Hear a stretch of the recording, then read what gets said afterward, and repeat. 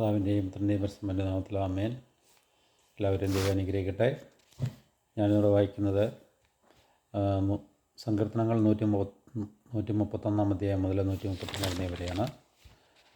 131 അധ്യായം ശിശുസഹജമായ പ്രത്യാശ, 132 ദാവീദിന് നൽകിയ വാഗ്ദാനം, 133 സഹോദരരുടെ ഐക്യം, 134 നിശാഗീതം, 135 കർത്താവിനെ സ്തുതിക്കുവിൻ.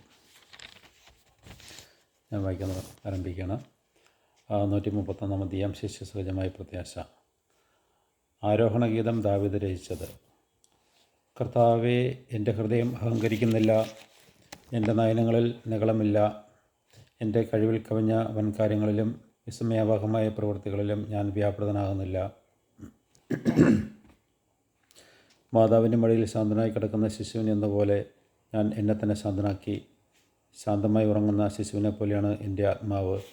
ഇസ്രായേലെ, ഇന്നും എന്നേക്കും കർത്താവിൽ പ്രത്യാശ വയ്ക്കുക. 132 അധ്യായം ദാവീദിന് നൽകിയ വാഗ്ദാനം.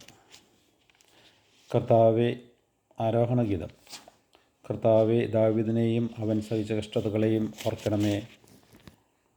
അവൻ കർത്താവിനോട് ശപഥം ചെയ്തു, യാക്കോബിൻ്റെ ശക്തനായവനോട് സത്യം ചെയ്തു.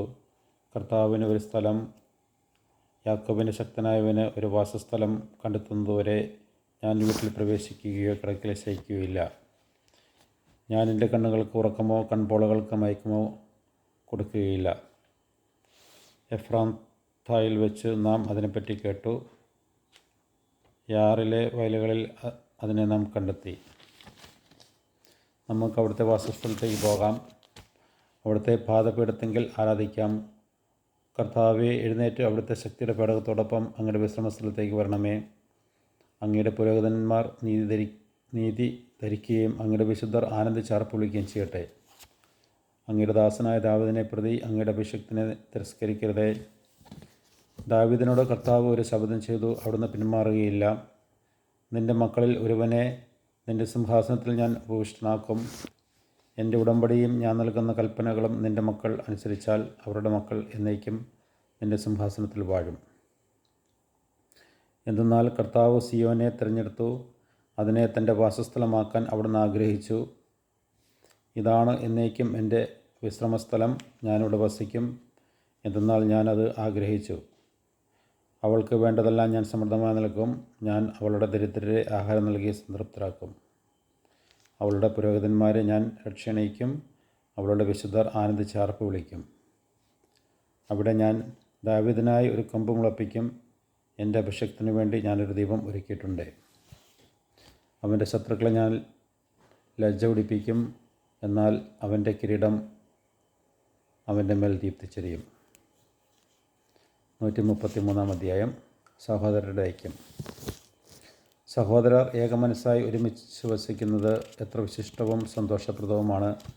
അഹ്റോൻ്റെ തലയിൽ നിന്ന് താടിയിലേക്ക് ഇറങ്ങി അങ്കിയുടെ കഴുത്ത് പട്ടയിലൂടെ ഒഴുകുന്ന അമൂല്യമായ അഭിഷേകതൈലം പോലെയാണത്. സിയോൻ പർവ്വതങ്ങളിൽ പൊഴിയുന്ന ഹെർമോൻ തുഷാരം പോലെയാണത്. അവിടെയാണ് കർത്താവ് തൻ്റെ അനുഗ്രഹവും അനന്തമായ ജീവനും പ്രദാനം ചെയ്യുന്നത്. 134 അധ്യായം നിശാഗീതം. ആരോഹണഗീതം. കർത്താവിൻ്റെ ദാസരെ, അവിടുത്തെ സ്തുതിക്കുവിൻ. രാത്രിയിൽ കർത്താവിൻ്റെ ആലയത്തിൽ ശുശ്രൂഷ ചെയ്യുന്നവരെ അവിടുത്തെ വാഴ്ത്തുവിൻ. ശ്രീകോവിലിലേക്ക് കൈകൾ നീട്ടി കർത്താവിനെ വാഴ്ത്തുവിൻ. ആകാശവും ഭൂമിയും സൃഷ്ടിച്ച കർത്താവ് സിയോനിൽ നിന്നും നിന്നെ അനുഗ്രഹിക്കട്ടെ. 135 അധ്യായം കർത്താവിനെ സ്തുതിക്കുവിൻ. കർത്താവിനെ സ്തുതിക്കുവിൻ, കർത്താവിൻ്റെ നാമത്തെ സ്തുതിക്കുവിൻ. കർത്താവിൻ്റെ ദാസരെ, അവിടുത്തെ സ്തുതിക്കുവിൻ. കർത്താവിൻ്റെ ആലയത്തിൽ ശുശ്രൂഷ ചെയ്യുന്നവരെ, ദൈവത്തിൻ്റെ ഭവനാങ്കണത്തിൽ നിൽക്കുന്നവരെ അവിടുത്തെ സ്തുതിക്കുവിൻ. കർത്താവിനെ സ്തുതിക്കുവിൻ. അവിടുന്ന് നല്ലവനാണ്. അവിടുത്തെ നാമം പ്രകീർത്തിക്കുവിൻ. അവിടുന്ന് കാരുണ്യവാനാണ്. കർത്താവ് യാക്കോബിനെ തനിക്കായി, ഇസ്രായേലിനെ തൻ്റെ അവകാശമായി തിരഞ്ഞെടുത്തു. കർത്താവ് വലിയവനാണെന്നും സകലദേവന്മാരെയും കാൾ ഉന്നതനാണെന്നും ഞാൻ അറിയുന്നു. ആകാശത്തിലും ഭൂമിയിലും ആഴിയിലും അഗാധങ്ങളിലും കർത്താവ് തനിക്കിഷ്ടമുള്ളത് പ്രവർത്തിക്കുന്നു. ഭൂമിയുടെ അതിർത്തികളിൽ നിന്ന് മേഘങ്ങളെ ഉയർത്തുന്നത് അവിടുന്നാണ്.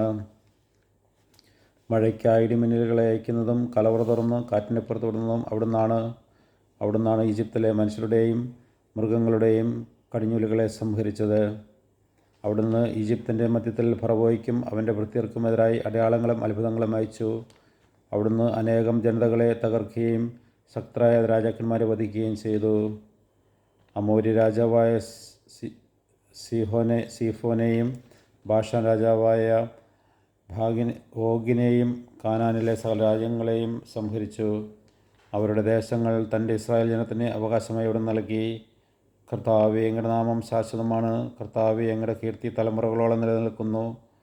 കർത്താവ് തൻ്റെ ജനത്തിന് നീതി നടത്തിക്കൊടുക്കും, തൻ്റെ ദാസരോട് കാരുണ്യം കാണിക്കും. ജനതകളുടെ വിഗ്രഹങ്ങൾ പൊന്നും വെള്ളിയുമാണ്, മനുഷ്യരുടെ കരവേലകൾ മാത്രം. അവയ്ക്ക് വായുണ്ട്, എന്നാൽ സംസാരിക്കുന്നില്ല. അവയ്ക്ക് കണ്ണുണ്ട്, എന്നാൽ കാണുന്നില്ല. അവയ്ക്ക് കാതുണ്ട്, എന്നാൽ കേൾക്കുന്നില്ല. അവയുടെ വായിൽ ശ്വാസമില്ല. അവയെ നിർമ്മിക്കുന്നവർ അവയെപ്പോലെ ആകട്ടെ, അവയെ ആശ്രയിക്കുന്നവരും അതുപോലെ തന്നെ. ഇസ്രായേൽ ഭവനമേ, കർത്താവിനെ വാഴ്ത്തുക. അഹ്റോൻ്റെ ഭവനമേ, കർത്താവിനെ വാഴ്ത്തുക. ലേവിയുടെ ഭവനമേ, കർത്താവിനെ വാഴ്ത്തുക. കർത്താവിൻ്റെ ഭക്തരെ, കർത്താവിനെ വാഴ്ത്തുവിൻ. ജെറുസലേമിൽ വസിക്കുന്ന കർത്താവ് സിയോനിൽ വാഴ്ത്തപ്പെടട്ടെ. നിങ്ങളിപ്പോൾ വായിച്ചു കേട്ടത് 131 അധ്യായം മുതൽ 135 അധ്യായം വരെയാണ്. എല്ലാവരെയും ദൈവം അനുഗ്രഹിക്കട്ടെ. സമയം കിട്ടുന്ന പോലെ എല്ലാവരും ബൈബിൾ വായിക്കുവാനും ദൈവത്തോട് പ്രാർത്ഥിക്കാനുള്ള സമയം കണ്ടെത്തുക. എല്ലാവരും ദൈവം അനുഗ്രഹിക്കട്ടെ.